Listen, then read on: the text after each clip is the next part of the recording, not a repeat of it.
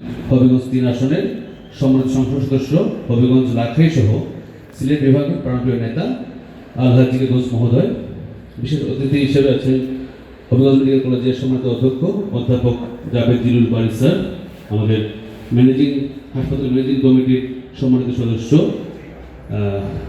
ফাতেমা ইয়াসমিন, কুতুবুদ্দিন জুয়েল সাহেব, গোলাম কিবরিয়া চৌধুরী চেয়ারম্যান সাহেব, আশরাফুল ইসলাম কোহিনুর এবং এডিশনাল এসপি এবং তারেক ভাই, সবাইকে অসংখ্য শুভেচ্ছা।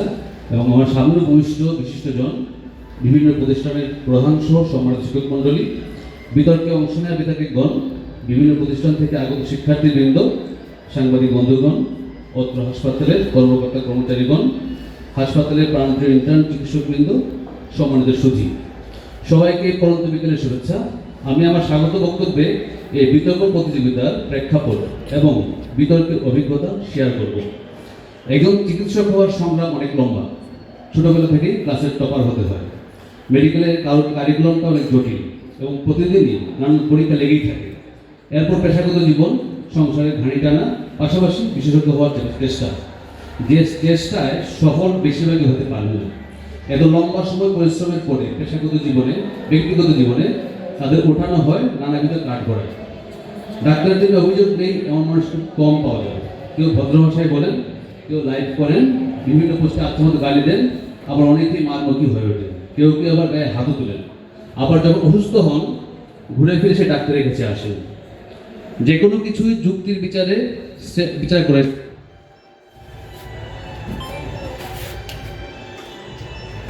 ডাক্তারদের বিরুদ্ধে অভিযোগগুলো যেমন সত্য, আবার ডাক্তারদের জীবনে হাহাকার সত্য। এই প্রেক্ষাপট থেকেই আমরা ভাবলাম যে নিজেদের কাজ করে নিজেদের দাঁড় করে। এই জন্যেই বিতর্কের চেয়ে ভালো কোনো মাধ্যম হতে হয় না।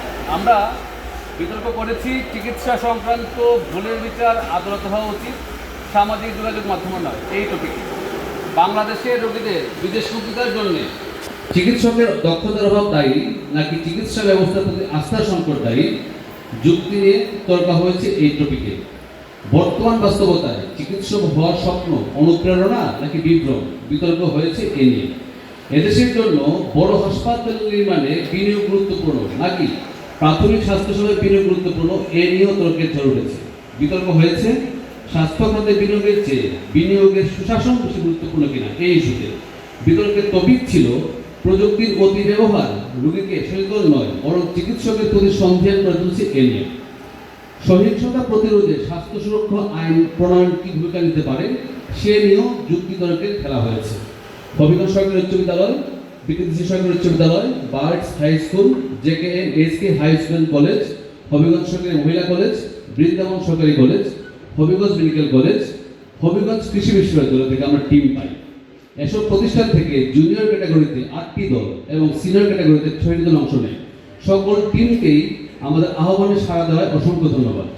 বিষয়ের সাথে সঙ্গতি রেখে অতিথি এবং বিচারক হিসেবে আমরা প্রশাসক, পাবলিক প্রসিকিউটর, সাংবাদিক, ব্যাংকার, প্রযুক্তিবিদদের রাখি।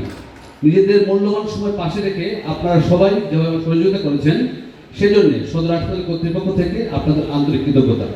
ওনাদের বিচার কার্য শেষে জুনিয়র ক্যাটাগরিতে ফাইনাল খেলে হবিগঞ্জ সরকারি উচ্চ বিদ্যালয় 2টি টিম, আর সিনিয়র ক্যাটাগরিতে ফাইনাল রাউন্ড খেলেন হবিগঞ্জ কৃষি বিশ্ববিদ্যালয় এবং বৃন্দাবন সরকারি কলেজ। আর কিছুক্ষণ টেনশন করেন বিদ্যার্থীরা, সবরের ফল মিঠা হয়। বিভিন্ন প্রতিষ্ঠানের সম্মানিত শিক্ষক মণ্ডলী উপস্থিত হয়েছেন, আমাদের অনুষ্ঠানকে অলঙ্কৃত করেছেন, আপনাদের কৃতজ্ঞ। সুধীজন যারা অনুষ্ঠান উপভোগ করছেন, আপনাদের ধন্যবাদ। আমি কৃতজ্ঞতা জানাই এই লম্বা সময় বিতর্ক প্রতিযোগিতাকে এই পর্যায়ে নিয়ে আসতে যারা অক্লান্ত পরিশ্রম করেছে আমার প্রিয় ইন্টারনেট। সদর হাসপাতালে বিতর্ক প্রতিযোগিতার কনসেপ্টটাই নতুন কিছু করতে চ্যালেঞ্জ থাকে অনেক, সেই চ্যালেঞ্জে তোমরা অনেকটা সফল, এই জন্য কৃতজ্ঞতা। Special thanks to intern Atiya, Khushbu, Piyal, Tasmia and Merimon, এদের জন্য একটা দূরত্ব করতে লাগে। ধন্যবাদ।